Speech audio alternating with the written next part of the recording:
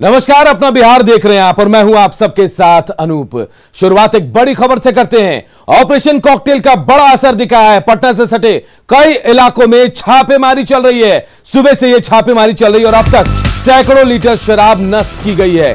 कई शराब भट्टियों को ध्वस्त किया गया है। भट्टी संचालकों पर एफआईआर दर्ज की जा रही है। तो देखिए, ऑपरेशन कॉकटेल का बड़ा असर। सुबह से ही छापेमारी चल रही है और अब तक सैकड़ों लीटर शराब नष्ट की गई है। पटना से सटे कई इलाकों में छापेमारी हुई है।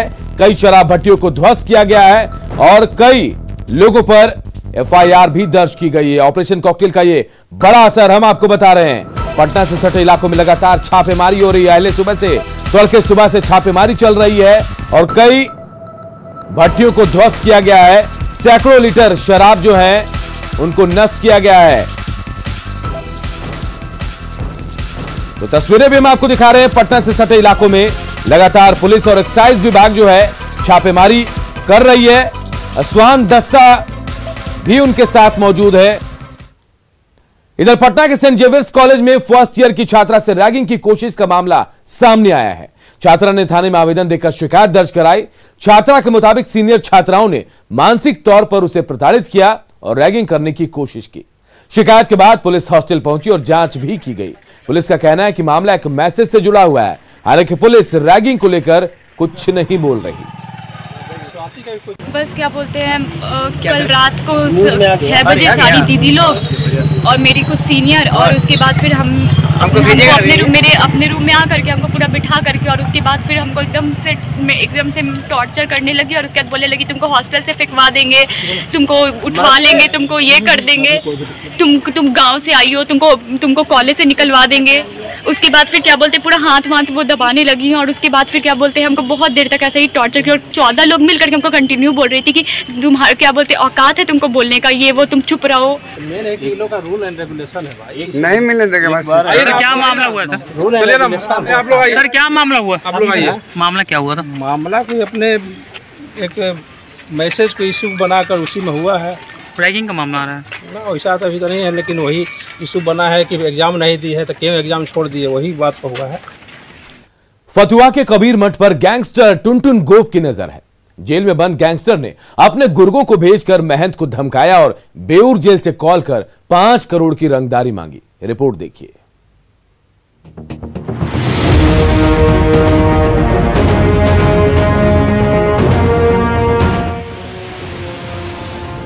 सलाखों में काला साम्राज्य, फोन कॉल से उगाही का खेत, कबीर मठ पर गैंगस्टर की नजर। बचा लो नहीं तो बेऊर का कैदी मार डालेगा। हमको भी हत्या वो लोग कर सकता है, एकदम कभी भी कर सकता है, कभी भी हमको गोली मार सकता है वो लोग। ये डर, ये दहशत बेऊर की सलाखों से आए एक कॉल के बाद की है। बाबा कबीर मठ के महंत ब्रजेश मुनि को डर सता रहा है कि गैंगस्टर टुनटुन गोप उन्हें छोड़ेगा नहीं। डर है, मठ में रह रहे हैं, वहां पूर्व में भी महंतों की हत्या होती आई है, मुझे भी हत्या वो लोग कर सकता है। जब पुलिस वहां रहते हुए भी वो आ गया, उसका सीसी फुटेज भी है। मैं आज थानाध्यक्ष को भी फोन करके कहा हूं कि आप उसको सीसी फुटेज कम से कम तो उसको वो कीजिए, कैच कीजिए, बाद में वो लोग धमकाएगा वो भी ले ले। हमको भी हत्या वो लोग कर सकता है, एकदम कभी भी कर सकता है, कभी भी हमको गोली मार सकता है वो लोग, क्योंकि लोग इतना मन बढ़ू है वो लोग। और फतवा में उसका बोलबाला है, टुनटुन को कौन नहीं जानता है।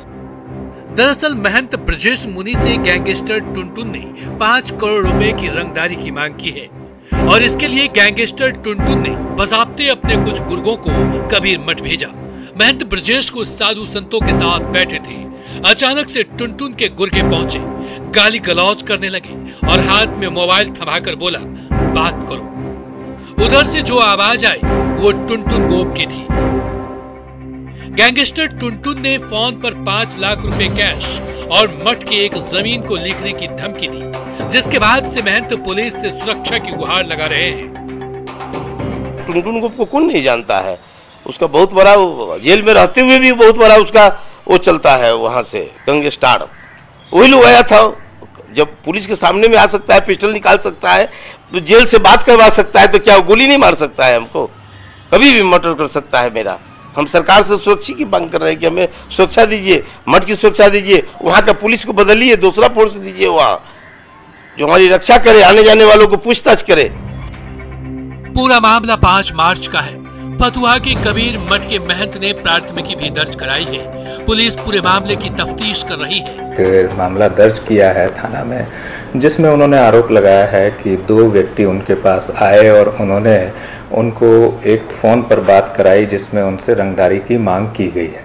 इस केस में जो है कांड दर्ज किया गया है। 3 व्यक्तियों को नामजद किया गया है, जिसमें से 2 व्यक्ति वो हैं जो कि उनके पास आए थे और तीसरा व्यक्ति वो है जिससे उनके द्वारा बात करने की बात कही जा रही है और उसके बारे में जो है ये भी कहा जा रहा है कि वो वर्तमान में जेल में बंद है। तो इसका वैज्ञानिक अनुसंधान किया जा रहा है और इसके अनुसंधान के उद्भेदन में जेल के पदाधिकारियों की भी मदद ली जा रही है।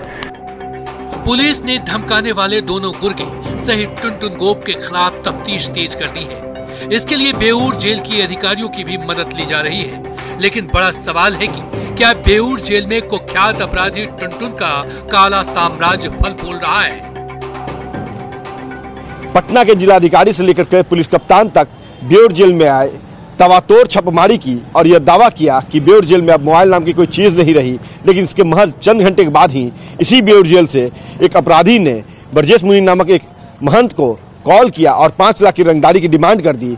अब महंत जो है वो दहशत में है, खौफ ज़दा है और प्रशासन से ये अपील कर रहे हैं कि इस पूरे मामले में जो हकीकत है, जो सामने है, उस पर कार्रवाई करें। कैमरा पर्सन सुबोध के साथ अमित कुमार, न्यूज़ 18 पटना। इधर मधेपुरा में अश्लील गाना गाने पर स्थानीय गायक की लोगों ने जमकर पिटाई की।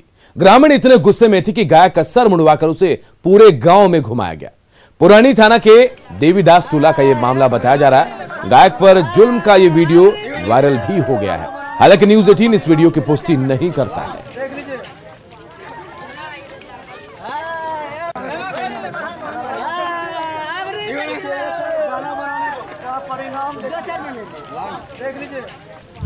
ग्रामीणों के इस गुस्से के बाद कई सवाल भी उठ रहे हैं। सवाल ये कि ग्रामीणों को पिटाई का हक आखिर किसने दिया, और सवाल ये कि गाना पसंद नहीं था तो थाने में इसकी शिकायत आखिर ग्रामीणों ने क्यों नहीं की, और अगर गायक को सजा दी गई तो सजा से पहले उसे समझाया क्यों नहीं गया। कटिहार सदर अस्पताल आज रण क्षेत्र में तब्दील हो गया। डेड बॉडी को छूने को लेकर 2 पक्ष आपस में भिड़ गए। दरअसल जेल में कैदी मोहम्मद हनीफ की मौत के बाद जब उसके परिजन सदर अस्पताल पहुंचे, जिनमें से उनकी भांजी के परिजन भी शामिल थे, जिसकी हनीफ के भाई से शादी हुई थी, वहां डेड बॉडी को छूने को लेकर दोनों पक्ष आपस में भिड़ गए। दोनों पक्षों में जमकर हाथापाई हुई। इस दौरान अस्पताल के सुरक्षाकर्मी और जेल पुलिस मूक दर्शक बने रहे। आपको बता दें कि कोढ़ा थाना क्षेत्र का एक आरोपी पिछले 2.5 महीने से जेल में बंद था और इलाज के दौरान उसकी जेल में ही मौत हो गई।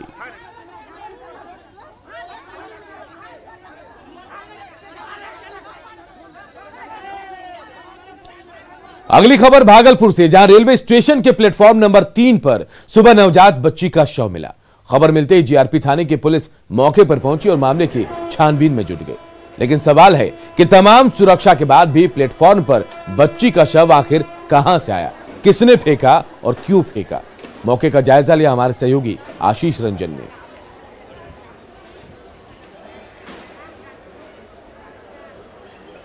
रेलवे स्टेशन पर नवजात बच्ची का शव मिला है, जो सुबह 3 नंबर प्लेटफॉर्म जो है यहाँ का, उसके सीढ़ी जो है उसके वहाँ नीचे में रखा हुआ था, जो यहाँ पर लोगों की नज़र गई है। उसके बाद जीआरपी को इसकी सूचना दी गई।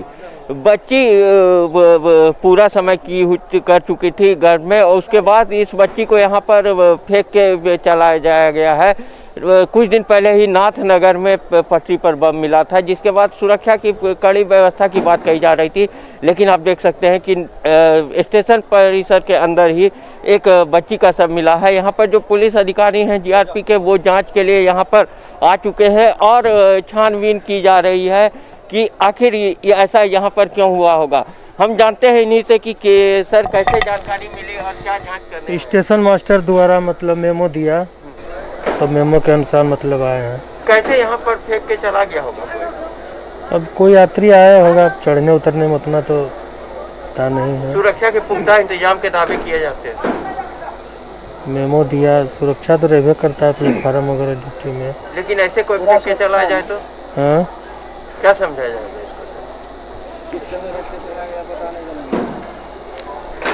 अब किस समय रख के गया, अब कौन ट्रेन से गया? अपना नाम बता दीजिए। नाम निरंजन कुमार। तो आप देख सकते हैं कि इनका कहना है कि जो स्टेशन अधीक्षक हैं उन्होंने जानकारी दी है, उसके बाद ये लोग यहाँ पर छानबीन में जुट गए हैं। लेकिन सबसे बड़ा सवाल है कि अगर इस तरह से यहाँ पर नवजात को फेंक कर चलाया जाया जाता है तो आखिर सुरक्षा के जो इंतजाम पुख्ता होने के दावे किए जाते हैं, आखिर वो कहाँ हैं? आशीष रंजन, न्यूज़ 18 भागलपुर। बेगूसराय में बीती रात उस वक्त अजीबोगरीब स्थिति पैदा हो गई जब एक नवविवाहिता अपने परिजनों के साथ ससुराल पहुंची और उसके ससुराल वालों ने उसे मार पीट कर भगा दिया। मामला बछवाड़ा थाना क्षेत्र के सीबू टोल की है, जहां मंगलवार को पूरी रात हाई वोल्टेज ड्रामा होता रहा, लेकिन ससुराल वालों की लड़की को घर में उन्होंने आने नहीं दिया। मौके पर 6 घंटे बाद पुलिस भी पहुंची, लेकिन वो भी सिर्फ खाना पूर्ति करके वापस लौट गई। लड़की मोकामा के कन्हाईपुर की रहने वाली है, जिसकी मई 2020 में बछवाड़ा के पिंटू यादव से शादी हुई। लड़की का आरोप है कि शादी के बाद पिंटू कुमार को सेना में नौकरी मिली। उसके बाद पिंटू कुमार के परिजन उसे लाने से इनकार करते रहे और आखिर जब वो खुद ससुराल पहुंची तो उसे घर में घुसने नहीं दिया जा रहा। सच 1 साल पहले पिंटू कुमार साथ शादी हुआ था हिंदू के रीति रिवाज में। उसके बाद उस समय नौकरी नहीं था, जब नौकरी हुआ तो रखना नहीं चाहता था। जब उसका घर वापस आए तो मारपीट कर घर पर रोड पर बैठा दिया। कारी राय का पुत्र पिंटू कुमार ने शादी किया था। जब आज लड़की मंगाने पे वो इनकार कर रहा है, लड़की के साथ मारपीट कर रहा है, उसको सड़क पे बैठा दिया है। इसलिए घर में उन्होंने टूट के उनके साथ लड़की के साथ दे रहे हैं, लेकिन फिर भी वो लड़की के घर के अंदर नहीं ले जा रहे हैं। का शादी मतलब एक लड़की से हुआ था आज से 10-11 माह पूर्व, और वो लड़की को मैंने रखना नहीं चाह रहे हैं। यही विवाद को लेकर के सब लोग आए हुए हैं। तो हर हाल में मतलब चाहता है कि मतलब हम इस लड़की को यहाँ नहीं रखें। कारण वो कुछ नहीं बताना चाह रहे हैं कि मैंने हम बोल रहे हैं कि हमारे मैंने मर्जी के खिलाफ। और जिस पटना को स्मार्ट सिटी बनाने की कवायद चल रही है, उसी शहर में खुले नाले व्यवस्था को मुंह चढ़ा रहे हैं। न्यूज़ 18 ने स्मार्ट सिटी पटना की जब पड़ताल की तो तस्वीरें हैरान करने वाली सामने आई, क्योंकि जानलेवा नाले ने कईयों का घर उजाड़ दिया तो कई जिंदगियां बर्बाद कर दी। और प्रशासन है कि इस कदर लापरवाह बना हुआ है कि उसे लोगों की जान की फिक्र तक नहीं। राजधानी के 3 बड़े नालों की पड़ताल करती हमारी रिपोर्ट देखिए।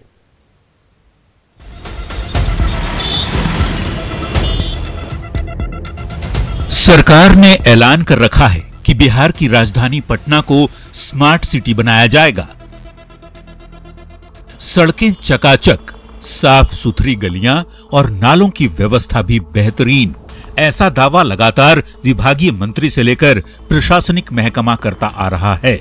लेकिन हकीकत कुछ और ही है, और ये तब है जब इन नालों में कईयों की जानें जा चुकी हैं। राजधानी के नाले बेहद खतरनाक हो चुके हैं।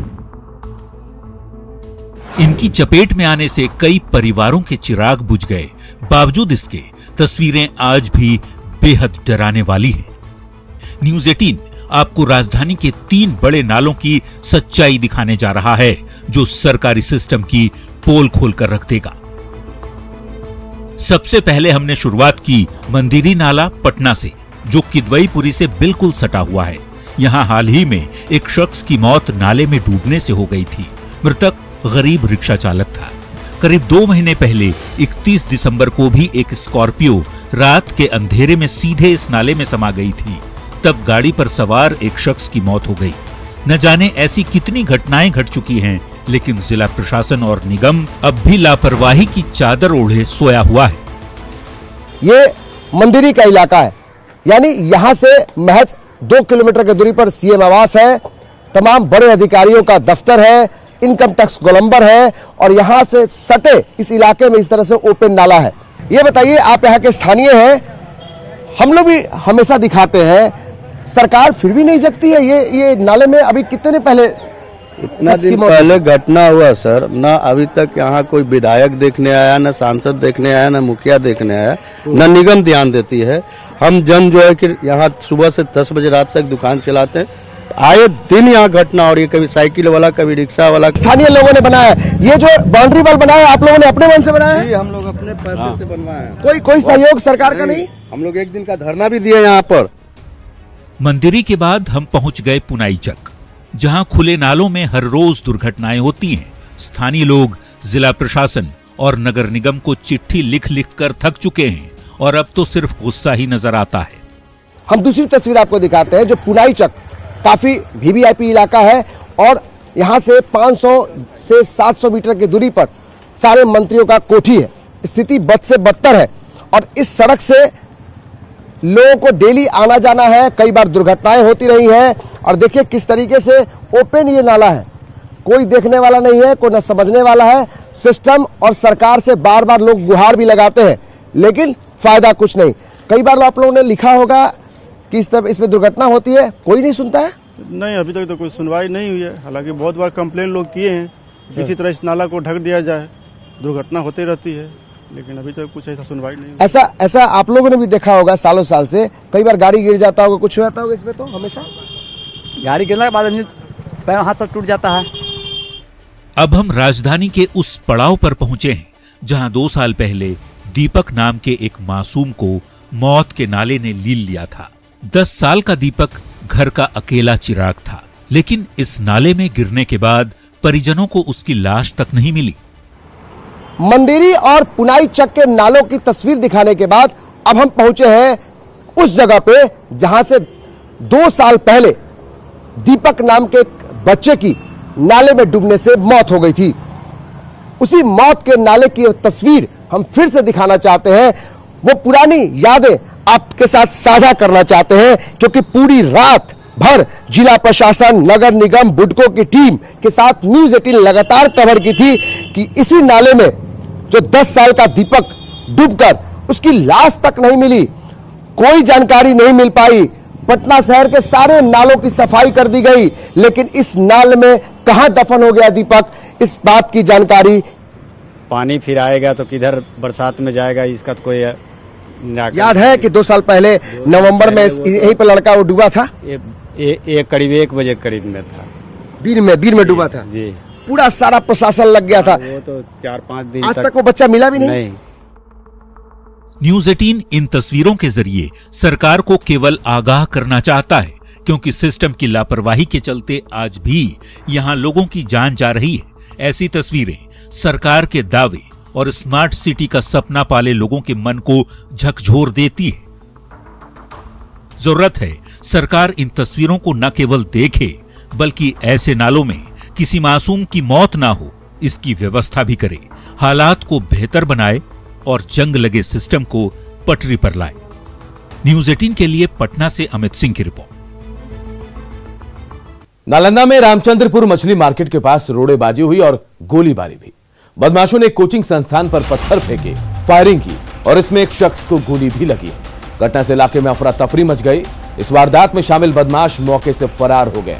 बताया जा रहा है कि कोचिंग संस्थान में एडमिशन को लेकर एक दिन पहले विवाद हुआ था, जिसके बाद इस घटना को अंजाम दिया गया। फिलहाल पुलिस मामले की छानबीन कर रही है। हमने पहले भी उसको माइंड किया था, ठीक है। आए तो क्लास में बदतमीजी के लड़के के साथ, हमने बोला कि सर आपका एडमिशन हम लेंगे नहीं, क्योंकि आपका बिहेवियर सही नहीं है। तो वो लोग उस टाइम तो चला गया और अगले बैच में जैसे 8 बजे में उसको भेजा है तो 9 बजे फिर आया और डायरेक्ट यहाँ रोड़ाबाजी करना शुरू कर दिया। 10-12 लोग थे, सारे लोग मास्क लगाए, चूंकि चेहरा पहचान, लेकिन वो 4 लोग को पहचान लेंगे जो मेरा क्लास किया था। पंचायत चुनाव के मैदान में उतरने वालों के लिए चरित्र प्रमाण पत्र जरूरी है, लिहाजा इसे बनाने के लिए बड़ी संख्या में लोग आरटीपीएस काउंटर पर आ रहे हैं। नवादा में भी जबरदस्त भीड़ उमड़ रही है और भीड़ की वजह से अफरा तफरी जैसा माहौल भी बन जाता है। हमारे सहयोगी ने जब हालात का जायजा लिया तो हैरान करने वाली बात सामने आई। जो महिलाएं मैदान में उतरने के लिए तैयार हैं, उन्हें यह भी नहीं पता कि वो किस पद के लिए चुनाव लड़ेंगे। देखिए हमारे सहयोगी अनिल विशाल की रिपोर्ट। दिक्कत तो बहुत हो रहा है हम लोग का, गार्ड दिक्कत है, लाइन से नहीं आ रहा है इन लोगों को। कंडीशन यही है, अगर लाइन से आएगा तो सबका एंट्री सही जगह पर हो जाएगा। मतलब गार्ड कमी है, परेशानी है। तो होता क्या कि धक्का मुक्की देता हूँ लोग को। काउंटर पर 2 फिलहाल है, अगर ज़्यादा बाहर तो आगे काउंटर पर देना चाहिए। समस्या हो रही है, भीड़ तो बहुत है। बिहार में पंचायत चुनाव की तिथि जैसे जैसे नज़दीक आती जा रही है वैसे वैसे वहाँ पे मापदंड पूरा करने के लिए जो सबसे ज़रूरी है आरक्षण प्रमाण पत्र, उसे बनवाने के लिए बड़ी संख्या में लोग एकत्रित हुए हैं। इस वक्त हम मौजूद हैं ऑनलाइन RTPS काउंटर पे, जहाँ पे आप देख सकते हैं बड़ी संख्या में महिला एवं पुरुष आज एकत्रित हुए हैं बनाने के लिए। हालांकि यहाँ पे स्थानीय प्रबंधन के द्वारा काउंटर की संख्या 1 से बढ़ाकर 2 कर दी गई है, मगर अभी भी लोग बड़ी संख्या में, जिसके कारण थोड़ी बहुत असुविधा लोगों को महसूस हो रही है। मगर कुछ ऐसे भी लोग हैं जिन्हें खुद नहीं पता है कि वो किस काम के लिए आए हैं। आइए कुछ लोग हैं उनसे हम बात करते हैं। ये बताइए, ये कहाँ से आप आए हैं? बक्सोती बलिया से। अच्छा, कोचिंग खड़ा हो रहा है? कोचिंग खड़ा हो रहा है समिति से। तो बनाने क्या आए हैं? क्या बनवाने आए हैं? आचरण। आप बताइए, आप कहाँ से आए हैं? टाटीमीर बिगा से। क्या तुम खड़ा हो रहा है? बाढ़ में। क्या बनवाने आए हैं? भुला जाते हैं सर बोलने के। इनको तो देखिए नहीं पता। आप बताइए, आप कहाँ से आए हैं? बहादुरपुर गाँव रजौलिया। खड़ा हो रहा है? बाढ़ में। क्या बनवाने आए हैं? अथी बन गए। चलिए, इनको भी नहीं पता है।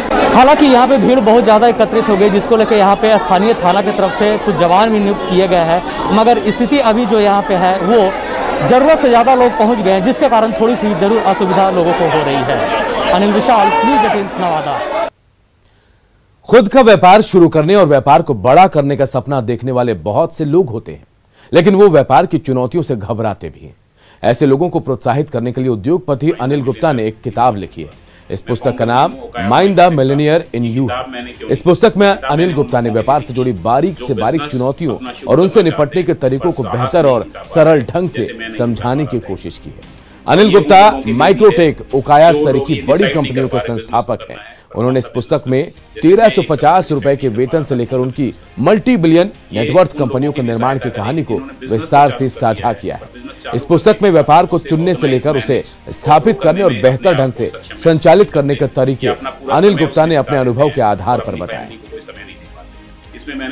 मैं Anil Gupta, author mind the millionaire in you book का। मैं फाउंडर भी हूँ ओकाया और माइक्रोटेक का। ये किताब मैंने क्यों लिखी? ये किताब मैंने उन लोगों के लिए लिखी जो बिजनेस अपना शुरू करना चाहते हैं पर साहस नहीं जुटा पा रहे, जैसे मैं नहीं जुटा पा रहा था एक समय। और ये उन लोगों के लिए भी है जो लोग ये डिसाइड नहीं कर पा रहे बिजनेस तो करना है पर कौन सा बिजनेस करें, जैसे मैं एक समय पे डिसाइड नहीं कर पा रहा था कौन सा बिजनेस करें। ये उन लोगों की भी सहायता करेगी जिन्होंने बिजनेस तो चालू कर दिया है पर बिजनेस चालू करने के बाद उसे ऑर्गेनाइज, मैनेज और ग्रो करने में अपने आप को सक्षम महसूस नहीं करते या अपना पूरा समय उसमें बिता देते हैं और अपनी फैमिली को कोई समय नहीं दे पाते। इसमें मैंने अपने बहुत सारे सिंपल टूल्स जिनको इस्तेमाल करके 1350 रुपए की नौकरी के बाद इस लेवल का बिजनेस बनाया, वो सब साझा किए हैं। उनके अंदर पैसा कैसे मैनेज करें, मटेरियल कैसे करें, sales, marketing, customer care, communication, ये सब फॉर्मेट बहुत अच्छे से साझा की है। मुझे पूरा विश्वास है सब लोगों को इसको पढ़ने के बाद बहुत बेहतर। धन्यवाद। और अपना बिहार के इस बुलेटिन में इतना ही। आगे देखिए जोहार झारखंड। नमस्कार।